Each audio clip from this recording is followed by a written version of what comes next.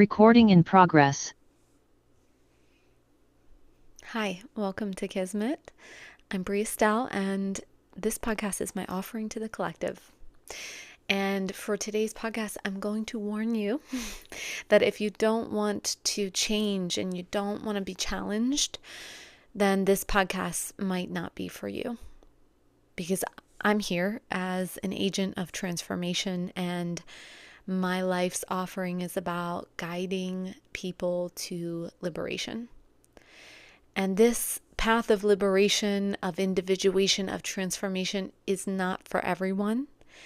And that is completely okay. So if that is not for you, feel free to turn me off. Okay, so over the last few months, I've been following these different pings about what to share and what feels relevant. Let me actually start by saying that it's very important for you to understand that everything that I share, everything I talk about, is not something that just dropped in for me. This is not new. I don't believe in sharing new revelations because they haven't been integrated, they haven't been lived. So I only ever share what's absolutely real to me. And I don't talk about or share from a place of something I haven't experienced and lived. And this is really important because I've sat with what I'm talking about for years, and I'm not here to just talk about it. I am here to guide people how to live this out.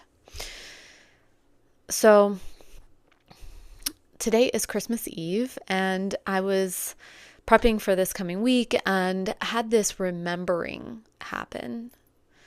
And that's what prompted this podcast tonight, is that this is this time of year when a lot of people feel a lot of pressure to be happy. And everyone looks happy, right? Like everyone's posting on Instagram, everyone just looks like they're having the time of their lives.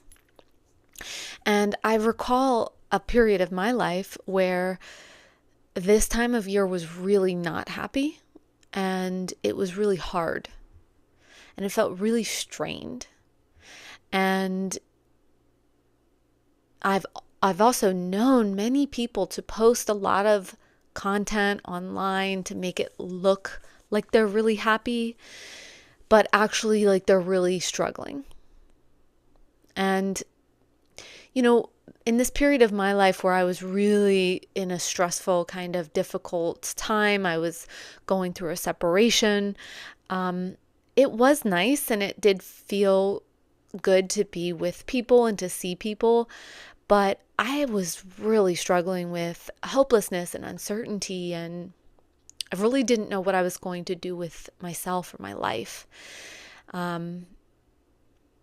And so I feel it can be very jarring, misunderstanding. We can feel like, what are we even doing on this planet? Especially around times where we're supposed to be so happy, but like deep down we're really not. And this is something that we end up getting really focused on in the Western culture. We are so obsessed with this idea that we should just be happy and positive. And if we're just happy and positive, then that means life is good. And so I was thinking about this idea of happiness, and how happiness is a very fleeting energy. It's very temporary, and that really what's underneath of happiness that we're looking for is really like joy and fulfillment. And how, happiness has this feeling of being very illusionary. It's this sort of temporary state. And I would say that there's many different kinds of happy experiences, and none of them are right or wrong or good or bad. But very often, experiences of what we think is happiness is followed by a period of exhaustion. Like, why was I thinking that this was so happy, and then afterwards I don't even really feel good at all, and I feel really tired? And so there's something about that that tells me that maybe our idea or what we're telling ourselves is making us happy, maybe actually isn't making us happy. Because true joy and fulfillment and happiness should give you energy, should fuel you up, should be something that inspires you. And if we're feeling exhausted after an encounter of what was supposed to be happy, then maybe that isn't really what happiness is. And happiness can be so many different things. Like you can wake up and have a cup of coffee and feel happy. You can see the stars at night and feel happy, right? You can be on a vacation and feel happy. And all of those are real. And there is realness in a genuine moment of happiness when like something good is happening. Like let's say you're with friends and there's sort of this moment of like, oh, we're together. It feels really good. But then there's some illusion happening if after that experience, you then feel exhaustion or, sort of depletion. And I think that what we're really looking for in our lives is this sort of grounded, joyful, present sense of fulfillment. And that's actually what the soul is looking for in so many different experiences. We're always seeking this, and we really seem to never be able to find it. And I think this is why we get discouraged and we feel hopeless and we feel very overwhelmed with life. Like, why is it that everyone looks so happy and I feel so discouraged or hopeless or overwhelmed or unfulfilled? So the first thing I want to drop into your consciousness is that happiness is not something that we can seek in and of itself. Happiness is always a byproduct of seeking and experiencing something else. And this is very vital to understand because most of the time when we feel discouraged and hopeless or unhappy, we're looking for a quick fix. I just need to do something to be happy. And so inherently, we're looking for something that we can't get because happiness and joy and fulfillment that we're looking for are not something that we can seek. So they're attached to seeking and receiving something that you desire. Now, this is where things get like a little bit slippery, okay? Because the things that we desire are often not what are going to give us fulfillment. But let me say this, the things that we can desire can be intellectual, mental, emotional, or physical, or spiritual. So there's many different desires that we can have. But our desire to have joy, fulfillment, and happiness must come from the seeking of something else besides those things. So the soul is wanting us to connect to what the soul really wants and desires. And this sounds really simple and really easy, but it's actually incredibly difficult for us to do and to understand. We often get the feeling of soul fulfillment misconstrued with physical fulfillment or physical happiness. And this is because we can have these very fulfilling moments of happiness that come from our body's experiences. So when you hug a friend, or when you make eye contact, or when you just have a really good moment with someone, the body feels that energy.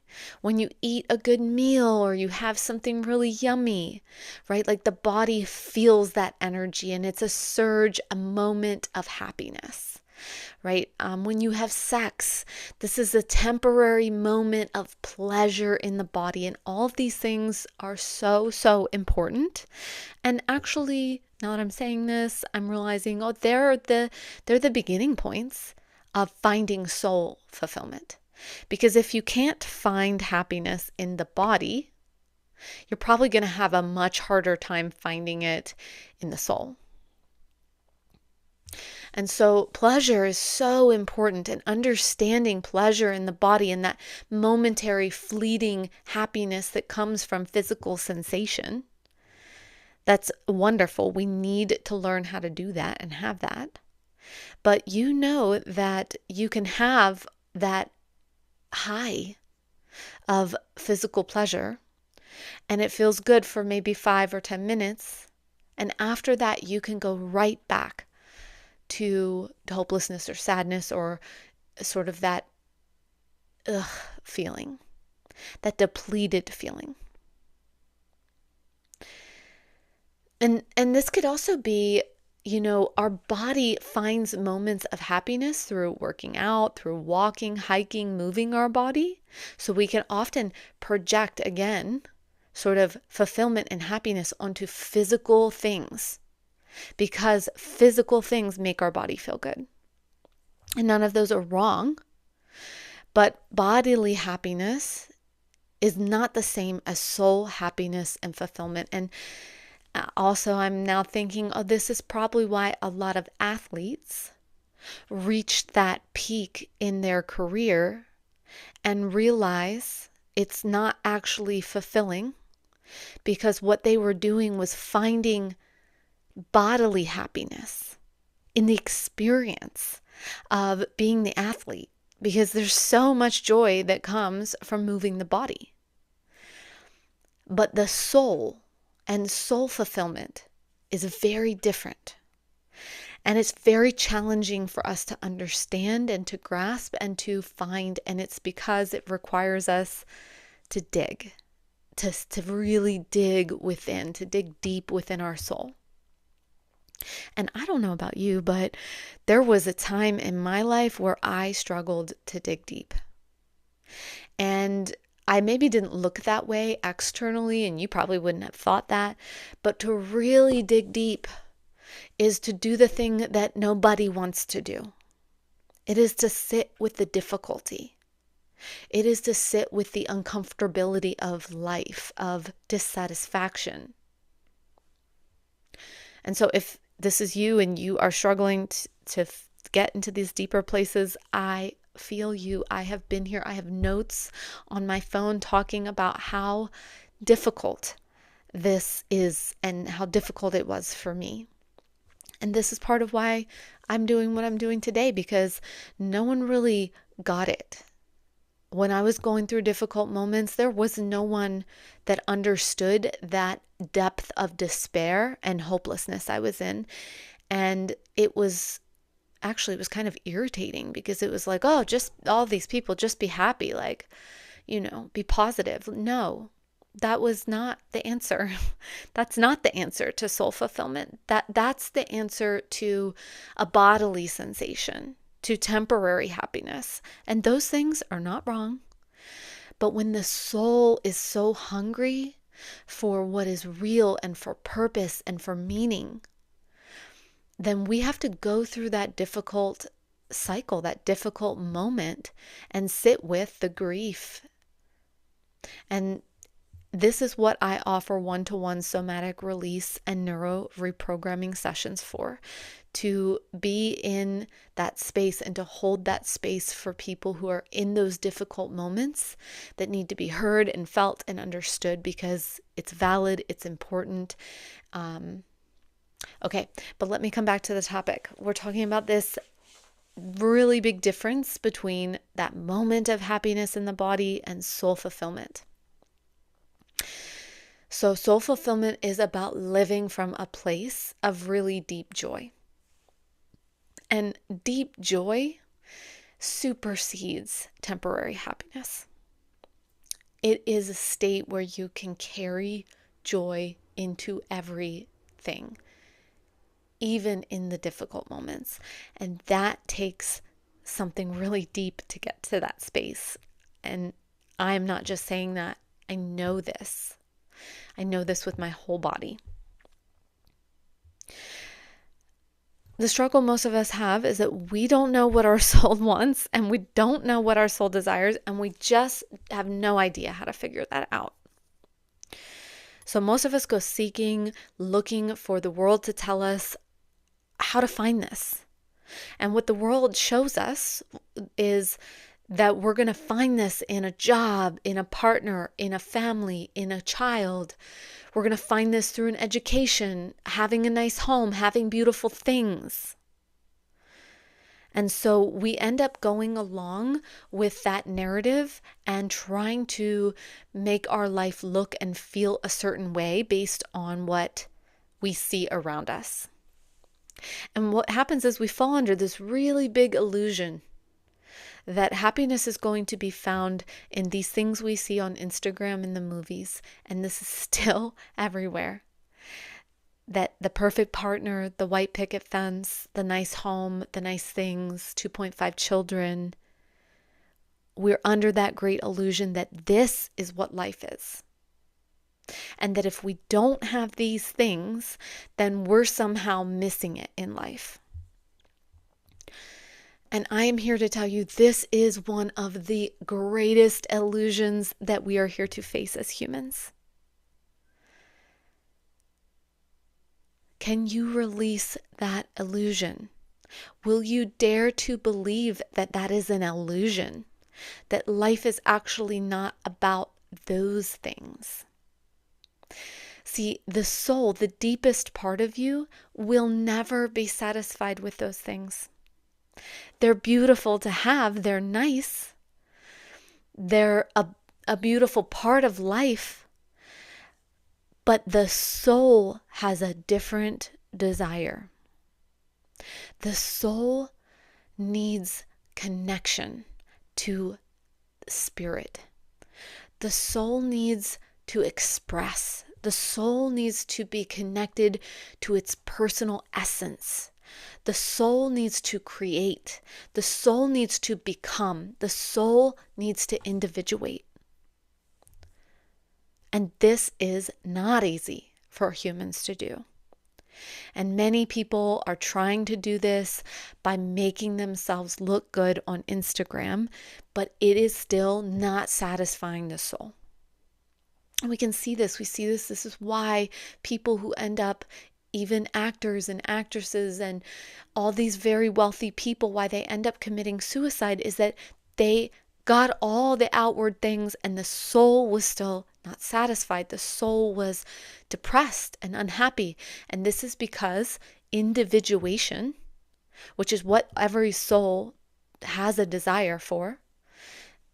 And let me caveat that before I finish that thought. Not everyone is going to individuate, and not everyone has to, and that's okay.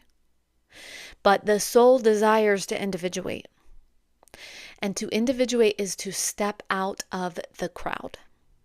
It is actually to step out of the program, out of the matrix, and it is to ask ourselves, are we allowed to do the thing that feels hard for us?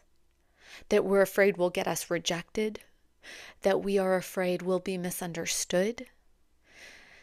And do we have permission to fulfill our own soul's creative essence without making our purpose about other people? See, soul fulfillment is never going to be about another person. Soul fulfillment is never going to be about helping people. It's not about material success or being married or having kids.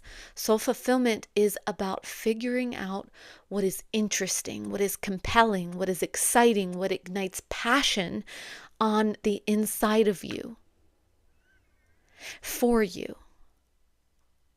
It is about what you do because it's fully you. Not so other people see you, not so other people are healed, not so other people have anything. Soul fulfillment is about you're becoming whole. You're becoming the creator. You expressing what's fully you. And it's not wrong to not take this path in life. I'm just here to explain that this is what our souls desire. So I ask you, is what you think you're desiring right now, is it based on your own interests, excitement, and passion?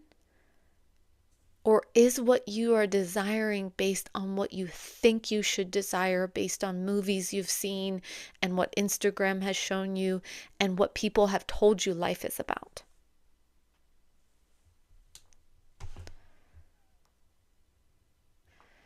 Let me come back to something.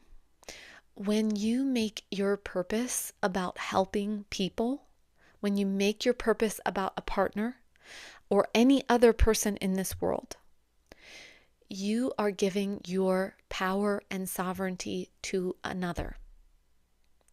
At the same time, that is you putting pressure on the outside world, on another person, to get you, to be in agreement, to be in alignment. And billions and millions, probably billions of people are doing this, so it's not wrong. And I want you to hear me express that I don't think that this is wrong. It is a way to experience life, but it is not going to bring soul fulfillment, because it's going to cause you to lose energy and lose power. And this is why humans are not in deep states of fulfillment. So think about this for a moment. If you think your desire is to get married, what you are saying is you need someone else to do something for you to be happy, or to be fulfilled, or to be okay. Now, I'm not saying that desiring marriage is wrong, or that wanting to get married is wrong. That is not at all what I'm saying. I love marriage. I love partners. I love all of that. It's a really, really special part of being a human. But if you were to really sit with this, what you're saying when you're saying, I want to get married, is that your desire is that someone else would do something for you. And this is an inherent way of giving your power away to something that may never happen. And also giving your power to another person and asking them to be what fulfills you. So this creates so much karma. This is what creates an expectation on a person. This is what creates dysfunction in relationships. Because through this desire, you are saying you need someone to be something for you. And this is why the marriages struggle. This is why partnerships crumble, is because that is too much for another person to bear. Because each soul came here for self-expression. And the karma we have is to detangle from the ways that we have tried to make someone else our purpose. See, karma is about learning how to become your own sovereign person. And so if you are wrapped up in a karmic energy, it is because you're needing to learn how to let this person go so that you can become what you came here to become. If you're in a marriage and you've put that marriage on a pedestal, you don't have to get divorced. But you can begin to shift that energy towards the person and give them permission to be their own person. Because if you don't, you're going to constantly have unmet needs from the other person. And it is not someone's responsibility to meet your needs. That's not what a relationship is. That's codependence. And yes, I'm simplifying it. It isn't that we don't have good balance in our relationships, but I'm talking on the most simple energetic level. If you feel you need a partner to meet your needs, you're always going to be in this karmic relationship with them. And also children. If you have a desire to have children, why? Why are you desiring? What do you want a child to do for you? Do you want a child so that you can be a mother? Do you want a child so you can continue the human race? Do you want a child? What's the purpose? Is it because you want a family? It's a lot of pressure to put on a child. This is exactly what you came in struggling with from your own parents. They want something from you. Right? There's a feeling of, you're going to be the fulfillment of something for me. Well, that is a very difficult energy to work with. And I'm not sharing this because I want to deter anyone from getting married or having kids. I think all of these are beautiful things and an amazing part of life. But what I want to encourage you to do is to ask, what are the motives behind what you think you desire? And what kind of energy are you creating through your desire? Are you giving your energy to another person? Are you expecting them to be something for you? This is the same energy around helping people. If you have a need to help people, you are creating an energetic need for people to always be in need.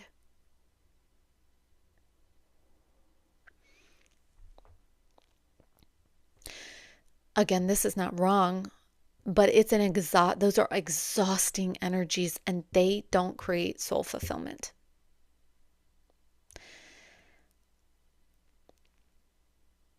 So, again, think about how much pressure you've put on people and how much power you're giving away.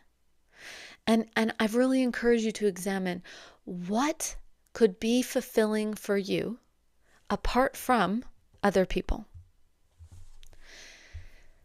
If you are here to find your personal sovereignty and to find personal expression, then you're going to do this by figuring out what's actually fulfilling for you. And this is different for everyone, but again, it's going to have something to do with creating, becoming, being, experiencing for the self, being in pleasure for the self. And this is where you're going to find that deep happiness that you're looking for, which is actually joyful fulfillment. And of course, you are welcome to continue making your purpose about everyone and everything you want. It does not impact me, but it does impact you. About 5 years ago, I was in the midst of a really big inner struggle, and I was not in a good place. I could not find my footing. I had told my partner that I wanted to separate, and I was really pulling away from everyone and trying to find myself, but I did not know what I was going to do or what to do. And I completely lost my sense of fulfillment. And this is, a big reason why I'm sharing this today. So one day I was driving back from visiting my family, and I was listening to a podcast about happiness and realized, wow, I really don't even know. I'm not connected to happiness. I don't even understand how to feel happy right now. And I honestly had not even thought about that. But I was in this time of just really deep sadness and uncertainty, and I felt very overwhelmed, and I was dealing with a lot of hopelessness. And I have this note on my phone where I wrote that I was numbing myself with alcohol and with food and with people. And I was trying to find meaning and good feelings and happiness, but it was just enough to knock the edge off. And that these things I was doing with alcohol and food and relationships were just kind of barely getting me through, but that I was deeply sad. And as I looked back on that note today, I just remember that so deeply, how hard that was. And I felt like, wow, I really want to honor, like, this is a feeling many people are probably feeling now. And if this is where you are, or maybe it's not, maybe you're not in that dark of a place right now, but maybe you just have a little bit of that feeling of like, well, like I really just don't know what I want, but I want to know that you don't need to know it all right away. You know, I did not have a strong sense of fulfillment for quite some time, but what I did was I just tried to find. I just began little by little to seek. I began to be honest with myself, like in that note, like that I wrote to myself that, you know, oh, I'm numbing myself with food and with relationships and with alcohol, and that this is just not who I want to be. It's not fulfilling to me. And very, very few people are ever going to admit this, because to admit this is to come to a kind of a low place in life. And it's hard. It is not, then what, right? What are we going to do? Because we're used to turning to people, and we're used to turning to the body sensations to try to find happiness. But from this whole period of my life, I'm so grateful that I took that time to really see that these things weren't fulfilling, and that I wanted to know what would be fulfilling to me. So this is the time to be asking yourself, you know, what do I want to invest in? You know, this is what I did. I would ask myself, what feels like compelling to me? What feels important? What do I want to use my gifts for? What do I care about that feels like valuable to me? You know, again, we don't need to know it all. We don't have to have it all figured out. Part of our journey in life is the discovering process. And part of discovering is discovering what does not align. So part of discovering is going into a situation thinking like, oh, this is going to be the thing that makes me happy and is fun. And then discovering, oh, this is actually really not that fun for me. And I was just trying to tell myself it was fun because it's fun for other people. So set this intention to discover you, you know. These are the kinds of things to contemplate on, to ask and invite your soul to come forward.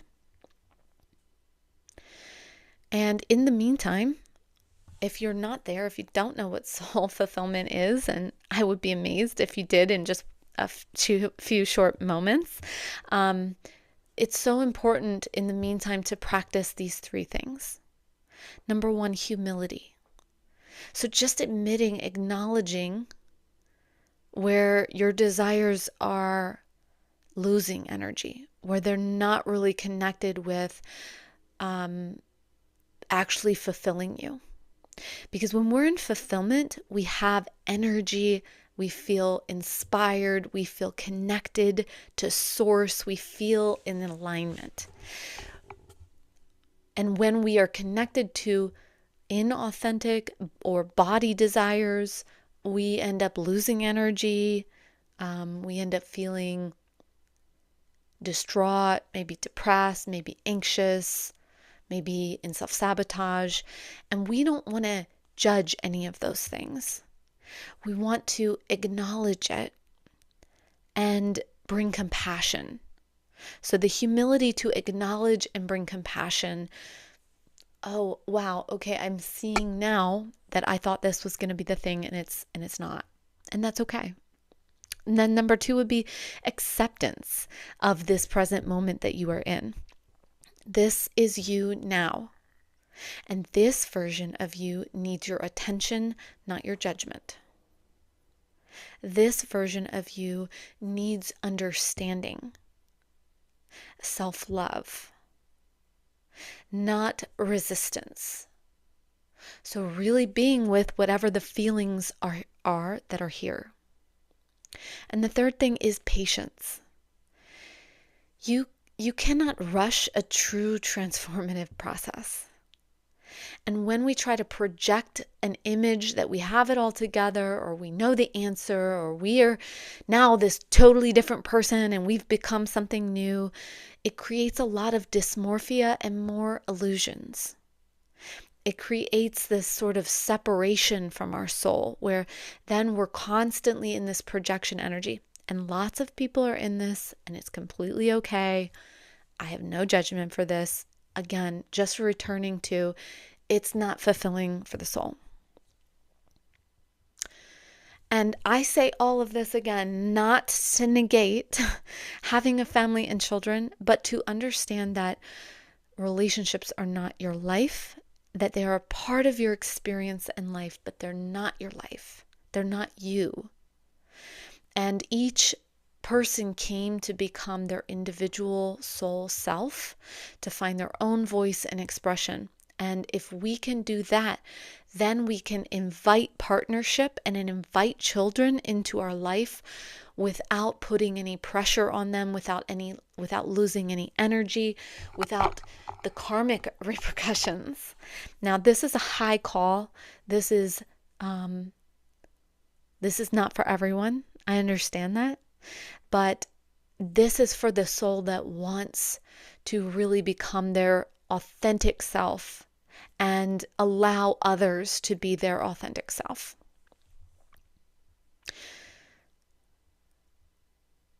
Real love and connection comes when we're able to fully see another person as their own and not as ours. When we own people, we cannot see them. We do not want to own people. Owning people is an unhealthy attachment. Loving somebody is loving them as they are, not as we wish them to be. So wherever you are in your life, whatever season, please hear me. You haven't done anything wrong. You haven't missed the mark. You're not bad. You're not wrong. You're exactly where you're meant to be. Everything in life is about choice and options and deeper understanding. And if you are wanting to go to that deeper level, you're invited to do so. We don't want to judge and sit in regret over anything we have been or haven't been. Our soul wants us to understand all of our motives and not to judge them, because you can only be connected to your true soul fulfillment if you understand where all your motives have been otherwise. And it is never too late to start allowing yourself to express yourself and to find that joy, fulfillment. It doesn't matter how old you are. We are all able to do this at any time in our lives.